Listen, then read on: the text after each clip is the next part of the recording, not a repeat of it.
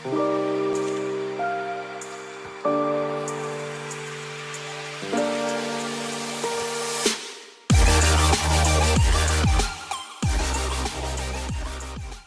what's up? My name's Samuel Leeds, and in this video, I want to introduce you to a lady called Rebecca Murray. I met Rebecca 2 years ago. She's built up a £1 million property portfolio. She's completely financially free, and in this video, she's going to be explaining exactly all the strategies that she's used, how she did it, and how you can do the same thing too. So firstly, Rebecca, thank you so much for coming down to my house. No problem, pleasure. So we met a couple years back. Yeah. What were you thinking when you first met me?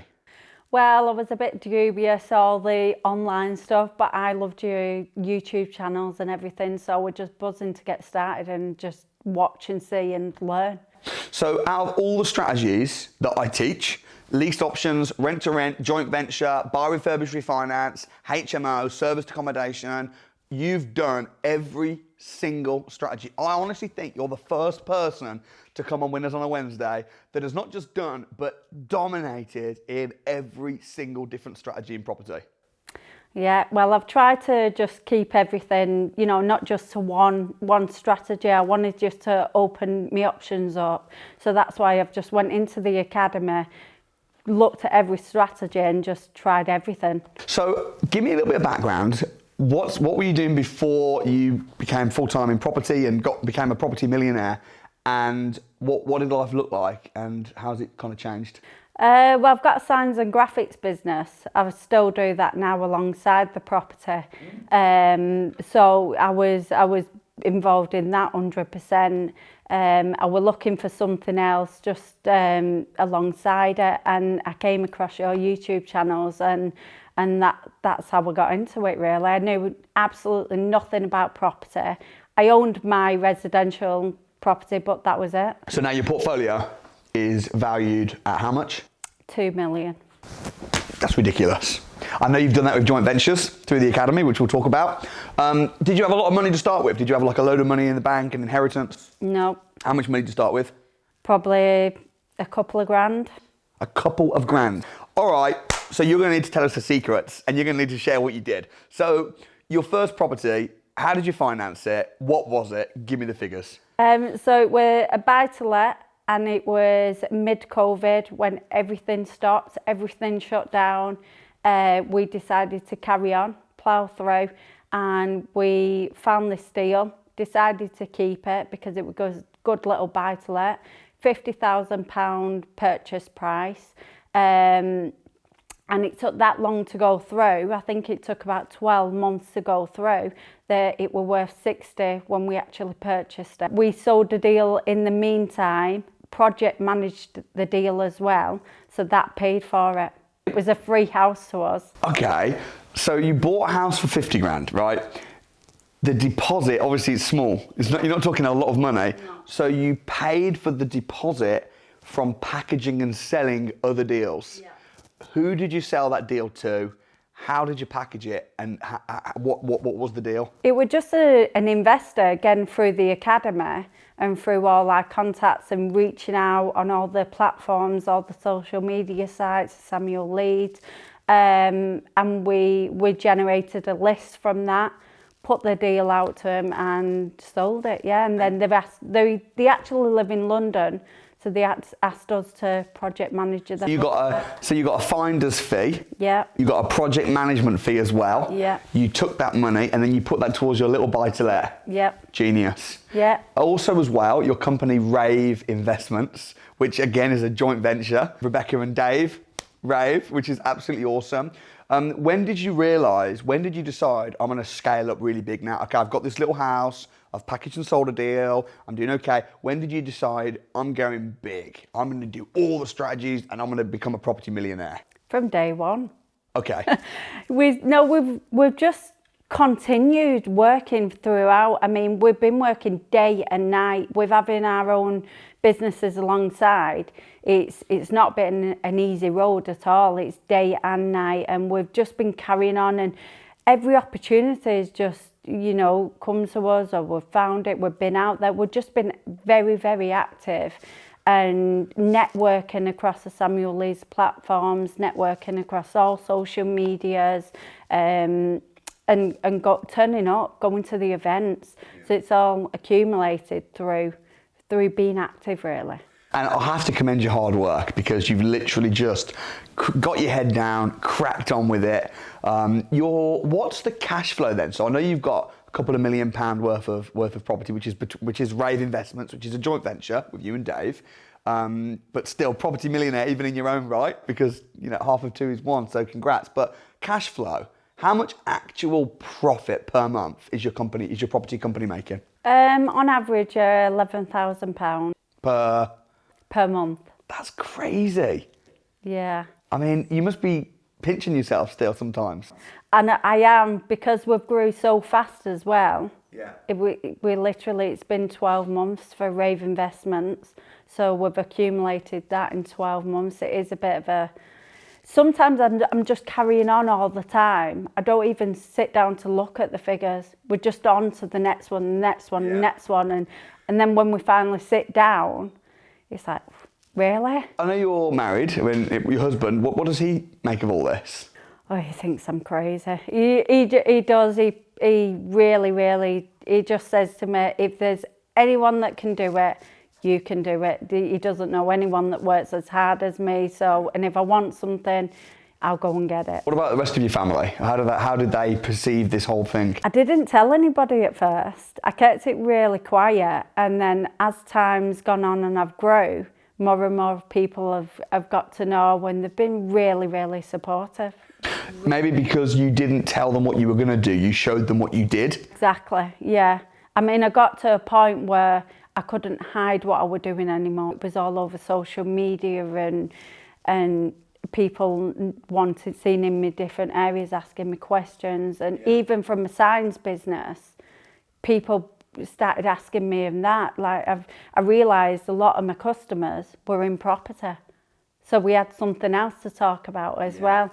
It just all tied in really nicely, and I've just ploughed on getting involved in everything. Where are your rent-to-rents?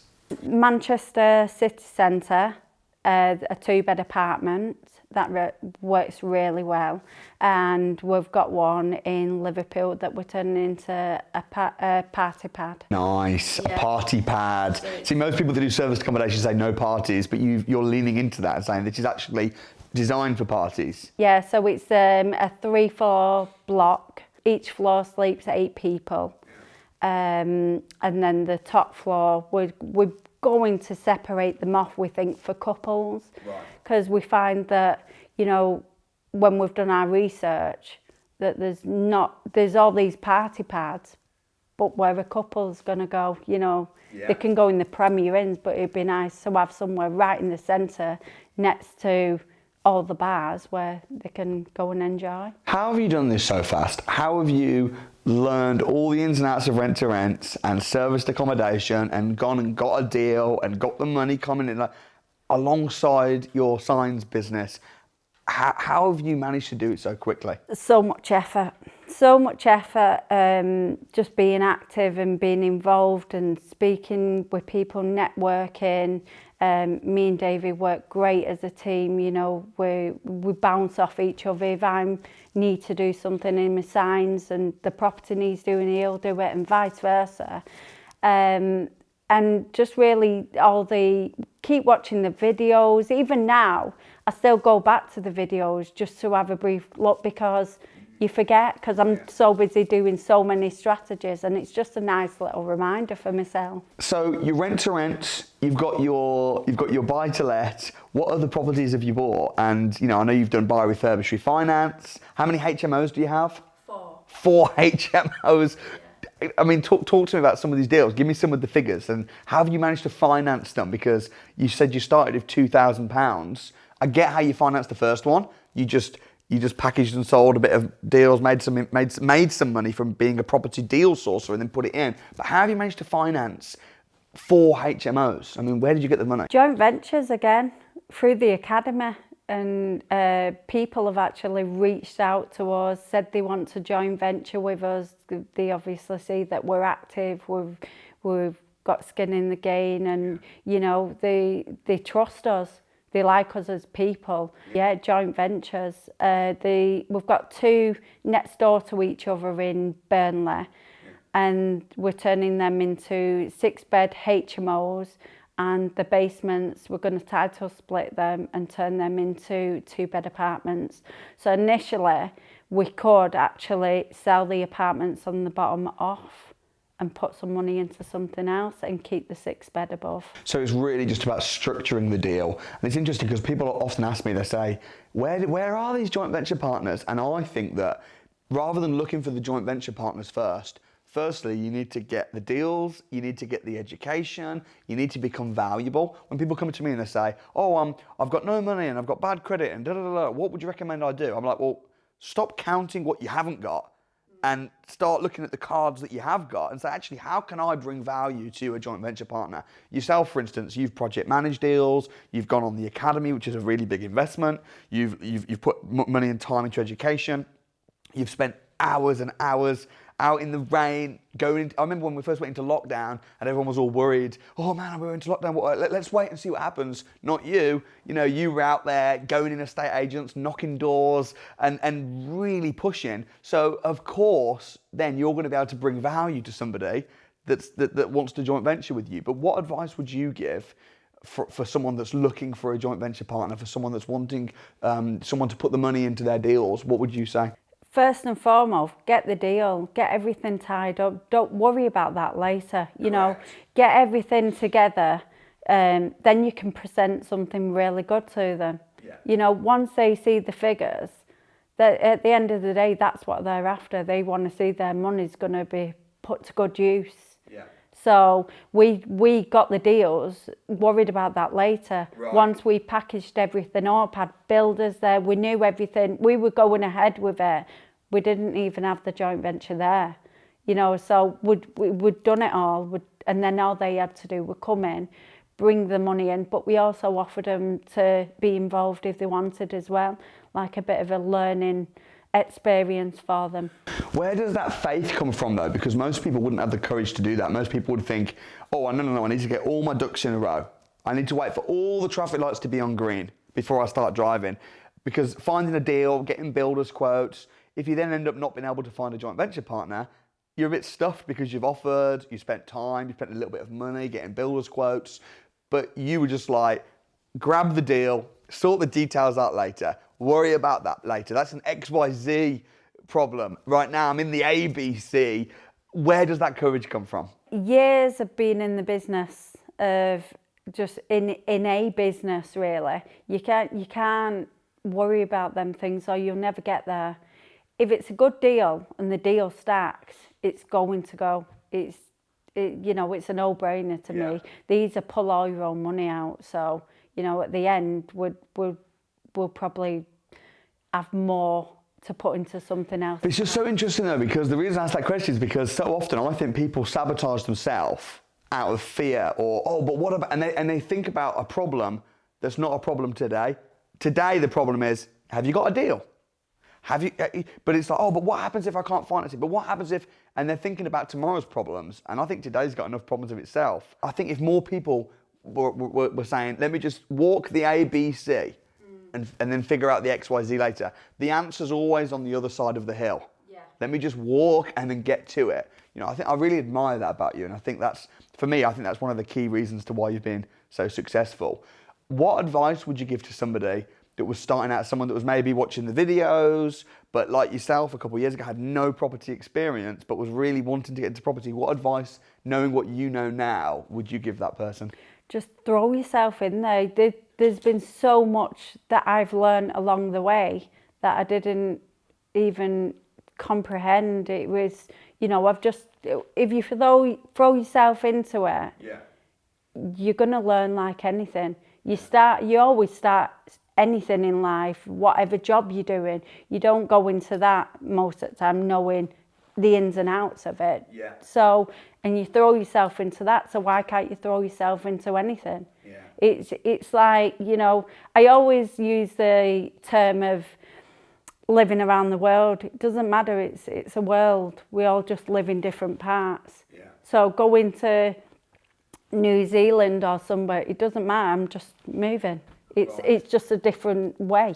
It's, you know, it's, you just do it. What do you think the key differences are between successful entrepreneurs and people that don't win, or maybe people that just work as not there's anything wrong with it, but just work as an employee forever, live a normal life, and then people that become super successful in entrepreneurship? What do you think the difference between the two are? Courage, being afraid of not succeeding, being afraid of the XYZ problems. You know, they see the negativity before they even see anything else, and I think that scares a lot of people away. But you can overcome anything if you want to. Well, I believe I can. You're also doing bigger deals now as well, which is great. It's interesting that you started off on a little buy-to-let and you've just slowly, as you've got more knowledgeable, you've built your connections, you're just going bigger and bigger and bigger. I know you've just used a lease option agreement to buy a very interesting project. Tell me a little bit about that. So this came through actually the signs side. And I used to do some networking for BNI for my signs. And I actually used the builder from that to come to a small HMO that we was doing, getting a price. And then when we was at that meeting, he kept mentioning about joint ventures for land and other projects. So I just asked him, I said, you keep mentioning about joint ventures, what have you got? So then he put us onto a land agent, and this is where this joint venture deals come from. And it's a real big project, 2-year option we've got on it, subject to planning.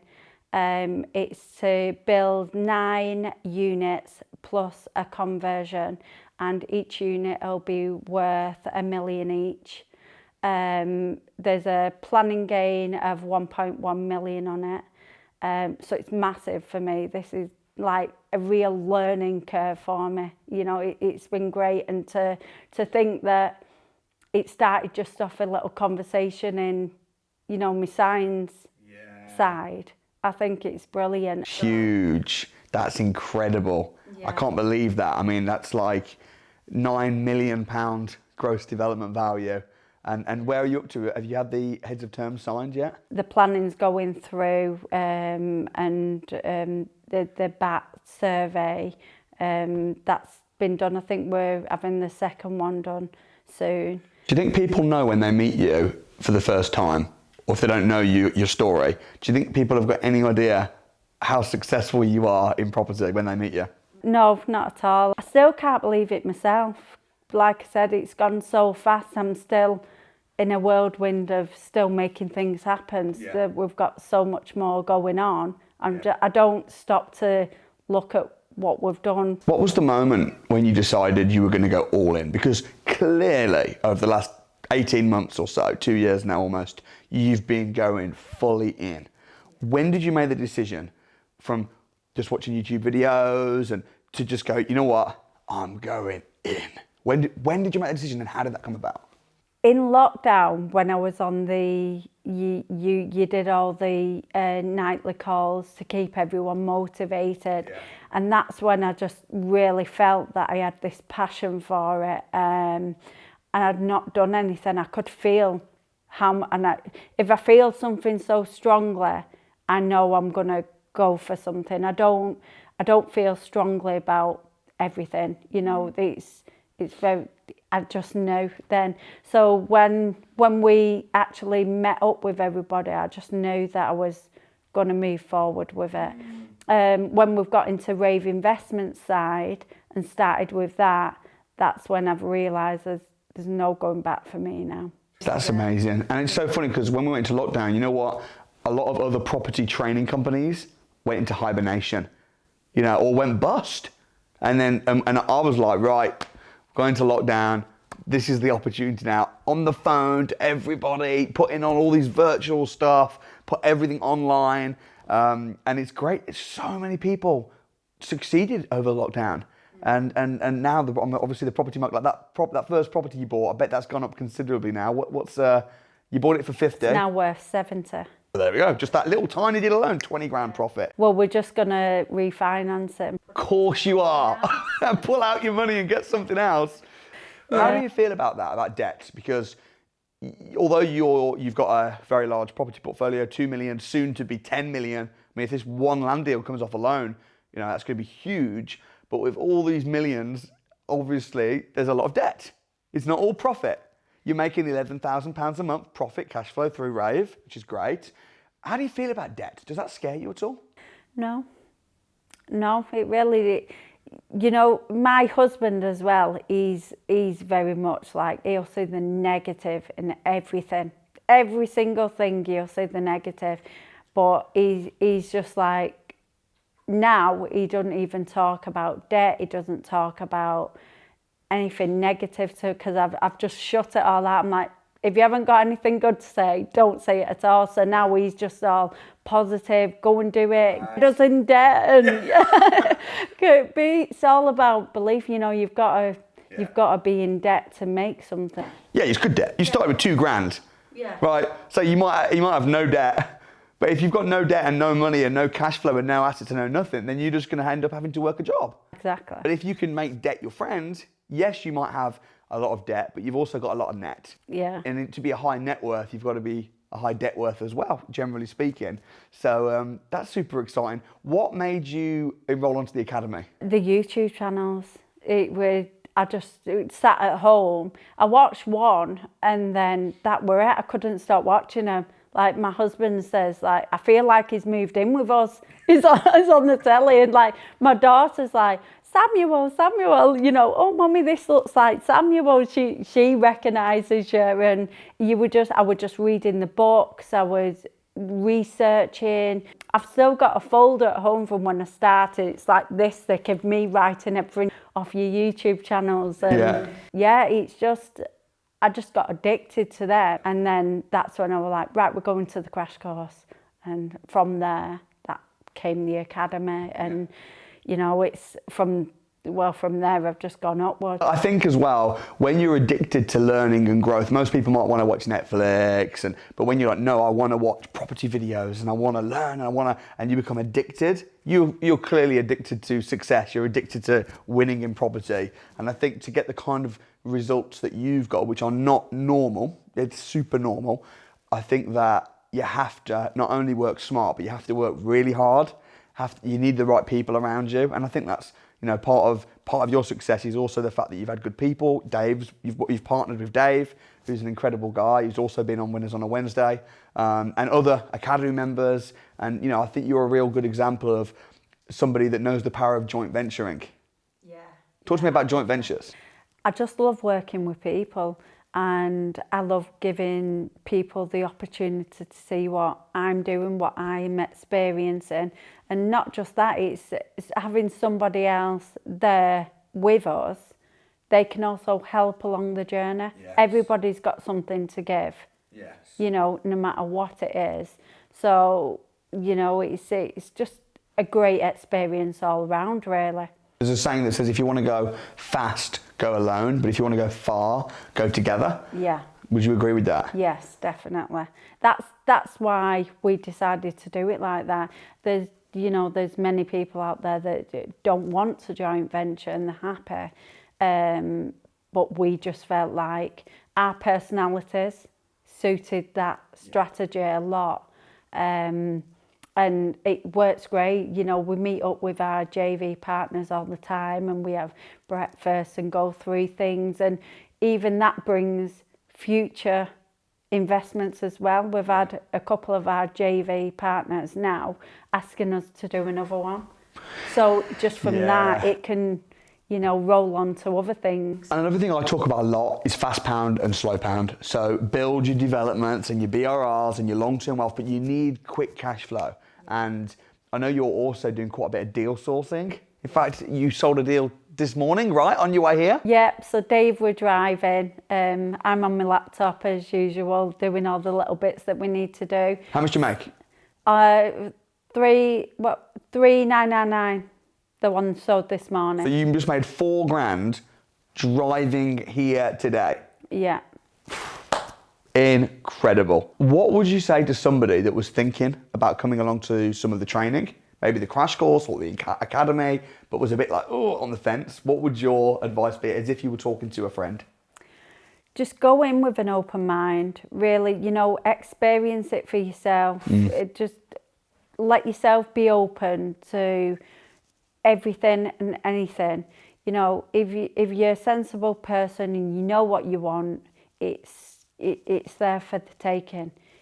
So many people have said different things to me, do this, why are you doing this, why are you doing, and I'm not daft. I go in, I see what's there.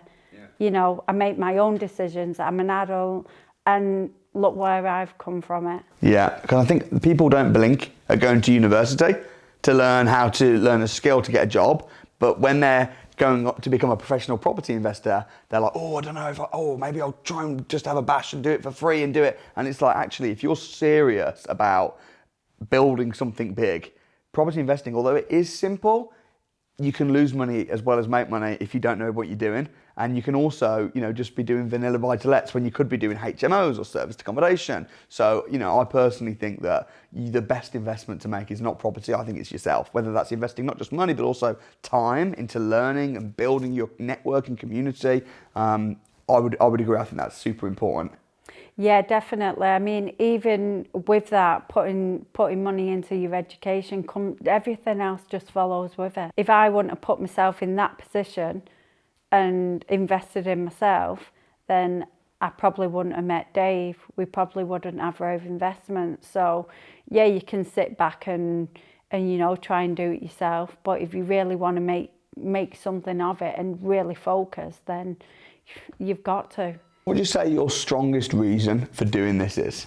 Why do you work so hard? Everyone loves the money. We all love the money, but I love what I do. Yeah. I'm passionate about it. I love learning about new things all the time. I mean, I'm probably 10% into my journey. I've got so much more to learn, and every little bit more that I do learn, I'm like, right, what's the next steps? I just want to progress in it, and it is just about me loving it, me as a person, and I want to grow. I want to inspire my kids. I just want to say, from the bottom of my heart, I'm so proud of what you've done. It's been a pleasure working with you, and thank you. Well done. It's been an absolute pleasure working with the Samuel Leeds team. It's been, I can't thank you enough where I've come from. Being in the academy, I would never achieve that if it weren't for the people around me. So thank you for that. Well done. Oh, well done. Guys, I am feeling super inspired, and my heart is filled with joy for Rebecca and for everybody else that I see winning in property. This is why I do what I do. So if you enjoyed the interview, then please do drop a nice comment below. Don't forget to hit the like button. If you want to see more videos like this, I've got a whole playlist. Literally, for 3 years, I've been interviewing every single week one of my success students. So see the whole playlist here, subscribe over here, and I'll see you next time.